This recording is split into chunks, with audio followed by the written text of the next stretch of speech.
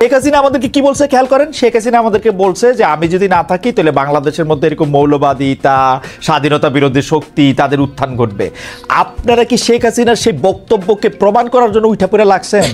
আপনি দেখেন যে এই যে ইসলামী ছাত্র শিবিরের মুখপাত্র হিসাবে একটা কাগজ, সেই কাগজের মধ্যে 1.5 মাস ধরে এটা ছাপা ছিল, কিন্তু যে বাংলাদেশে মুক্তিযোদ্ধারা ভুল করছে, মুসলমানরা বিপদে গেছে, এটা ছাপা ছিল।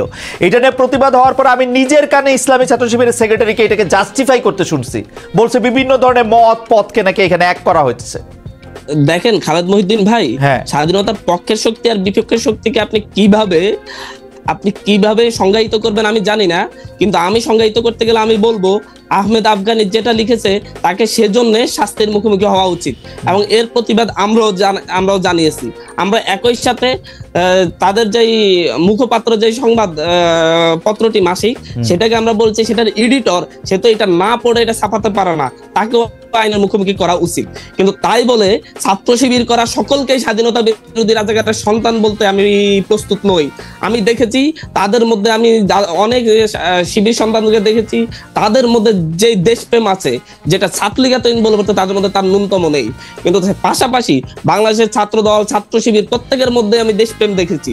আমি এই দেশপ্রেমকে আমি কোন একজনের লেখার জন্য বা তাদের মুখপাত্রের নেতৃত্বস্থানীয় কয়েকজনের জন্য আমি তাদের সকলকে একই কাতারে রাজাকার। আমি অবশ্যই এই ব্যাপারে জনাব হান্নান মাসুদের সাথে আমি একমত।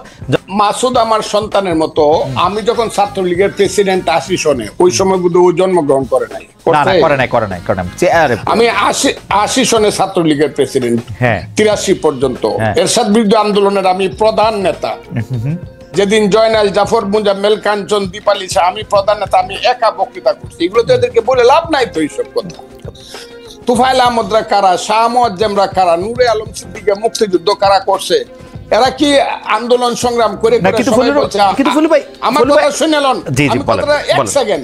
এরা কি আন্দোলন করেই কইছে আমাকে মন্ত্রিসভায় নেও আর আমার কথায় রাষ্ট্র চলবো? এরা তো গিয়ে এখন গ্রামে গ্রামে বৈশা থাকে, ওই যে সমন্বয়কের নামে জেলায় জেলায় কি করতেছে তারা। এখন দল করবে, আমি তাদেরকে অভিনন্দন জানাই রাখলাম। বাবারা, একটা দল করো, তোমাদের দল অনেক বড় হোক, সব মানুষ তোমাদেরকে ভোট দেখ, তোমরা মানুষের কাছে যাও, গিয়া তোমরা দেশ চালাও।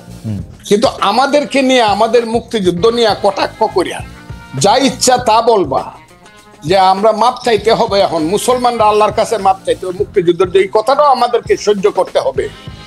এবং এই কথার পিছনে জামাত ইসলাম নাই, এটা আমাকে ধরতে হবে। এটা কে বলছে? জামাত ইসলাম সব কিছুর পিছনে আছে, যেখানে তোমরা বলো শিবির আছে সমস্ত কিছুর পিছনে। তবে একটা কথা তোমাদেরকে বলি, এই দিন কিন্তু দিন না, this is not the last. এই মুভমেন্টে লাস্ট মুভমেন্ট না, কিন্তু এই গেমটা কিন্তু ফাইনাল গেম। তোমরা যেটা বলতেছো may not be final game in the history, এটা সেমিফাইনাল, ফার্স্ট রাউন্ডও হইতে পারে না। কিন্তু ফুলু ভাই, আপনি কি ওদেরকে বেনিফিট অফ ডাউট দিবেন? ওরা তো প্রত্যাহার করলো, এবং কেউ তো আজকেও হান্নান মাসুদ ওই লেখার কথা আপনি বলতেছে, আজকেও হান্নান মাসুদ বলতেছে যে ও শাস্তি দাবি করে, যে লেখক এই লেখা লিখছে ও দাবি করে যে এডিটর এটা দেখা দেখে নাই সেটার। এটা তো ওর অবস্থান, অনেকেরও অবস্থা। কার কাছে দাবি করে? জামাতের কাছে। শাস্তি কি জামাতের মতো একটা মেথডিক্যাল দল, একটা ক্যাডার ভিত্তিক দল, তো 1 সেকেন্ড লাগে শাস্তি নিতে। জামাতের নিচে কতদিন হয়েছে? আপনি তো নিচে না তো, বরং জামাত শিবিরের সেক্রেটারি যে, আমি আপনাকে কি বলবো, সভাপতি যে যেভাবে আমি হেলালের সাথে তর্ক করছে, আজিজুল বাড়ি হেলালের সাথে, মুক্তিযুদ্ধ যে সঠিক ছিল না, এটা কি ছিল, এইসব কুকথা, আকথা বা ওই যে কুযুক্তি, আমি তো ছেলেদের সাথে আলাপ করতে না। আপনি ছেলেদের সাথে আলাপ করেন না, আপনার কথা বাংলাদেশের সবাই শুনতেছে। এই মুহূর্তে 13,000 জনের বেশি এতে লাইভ দেখতেছে। আপনি আমাকে একটা কথা বলেন, আপনি বাংলাদেশের একজন, মানে আমি কি বলবো, সবচেয়ে সাহসী মুক্তিযোদ্ধাদের একজন, মুক্তিযোদ্ধার একজন কমান্ডার। আমাদের যে 54 বছর পরে আইসা মুক্তিযুদ্ধের গুরুত্ব ওদেরকে বুঝাইতে হইতেছে, আপনি যাদেরকে 2 প্রজন্মের পরের, 3 প্রজন্মের পরে, আমারও 2 প্রজন্মের পরের যাদেরকে এটা বুঝাইতে হইতেছে, এর জন্য কি আমরা দায়ী না? আমরা মুক্তিযুদ্ধটাকে কোন জায়গায় নিয়ে গেছিলাম? আমরা সব জায়গায় দায়ী। 54 বছরের মুক্তিযুদ্ধকে সবাই দল। আপনি আমার ওই বক্তব্য শুনবেন, আমি আমার সন্তানকে বলবো, ওই যে আমি বলছি যে প্রথম দিন থেকে মুক্তিযুদ্ধের ট্রেনটা ভুল লাইনে উঠছিল। শুনছেন আপনি আমার এই বক্তব্যটা? এটা আমি কারে বলছি? যাকে আমি পৃথিবীর মধ্যে এক সময়ে, আমি আর বললাম না, শেখ মুজিবুর রহমান রে বলছি যে উনি ট্রেনটা ভুল লাইনে তুলছে। আমি বলছি, এটা উনারা বলছে, আমি বলছি মুক্তিযুদ্ধের লাইনটা প্রথম দিন থেকে ভুল লাইনে উঠছে।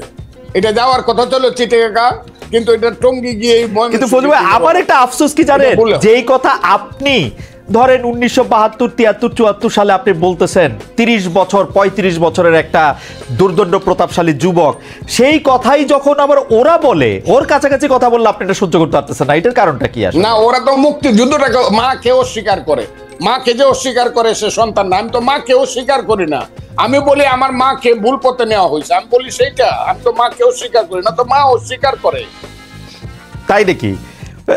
আমি মুক্তিযুদ্ধ তো অস্বীকার করি না, আমি বলি মুক্তিযুদ্ধের ট্রেনটাকে ভুল পথে চালানো, আমি বলি তো সেইটা। শুধু ট্রেন ভুল পথে চালানো, নাম কইরা মানে শোষণ, জনতোষণ, মুক্তিযুদ্ধের নাম করে লাভ হয়েছে। ওই যে ছেলে এখন কথা বলতেছে, ইউনিভার্সিটিতে পড়ে বা অনেক সুন্দর সুন্দর কথা বলে, এরা কথা বলে মুক্তিযুদ্ধ না হইলে ভুল ত্রুটি যত কিছু 54 বছর বলেন, বাঙালির সন্তান কিন্তু জেনারেল ওয়াকারুজ্জামান হইতো না, বাঙালির সন্তান কিন্তু সিনিয়র সচিব হইতো না, বাঙালির এই দেশে আদমজি, ইস্পাহানি, দাউদ, বাওয়ানির সাইকেলের গাড়ি দেখতাম, তার নাতিদের গাড়ি। আমাদের সেই ছেলে যে এখন ওদের যে নেতা হাসনাত আব্দুল্লাহ, আমি তাকে ধন্যবাদ দিব, সে বলছে আমি 4 কোটি টাকা দামের গাড়ি দৌড়াই। 4 কোটি টাকার গাড়ি বাঙালি ছেলেদের থাকতো না, আদমজির নাতি রোলস রয়েস গাড়ি আমাদের দেখতে হতো। মুক্তিযুদ্ধ হয়েছে বলেই বাঙালি বলতে পারে 36,000 কোটি টাকা চুরি করার মতো সুবিধা হয়েছে, না হইলে দাঁড়ায় দাঁড়ায় দেখতে হইতো পাঞ্জাবিরা কি করে দেশ লুট করে, আর আমাদের মেয়েদেরকে নিয়ে গিয়ে সুন্দর সুন্দর বাগনা বানায়। মুক্তিযুদ্ধ সবটা খারাপ এই কথাটা আমি বলবো না, আমার মনে যে ভুল হয়েছে, কিন্তু মুক্তিযুদ্ধ সবটা খারাপ। মুক্তিযুদ্ধ হওয়ার ফলেই বাংলাদেশ নামে একটা দেশ হয়েছে, বাঙালি জাতির একটা রাষ্ট্র হয়েছে, বাস দ্যাটস অল।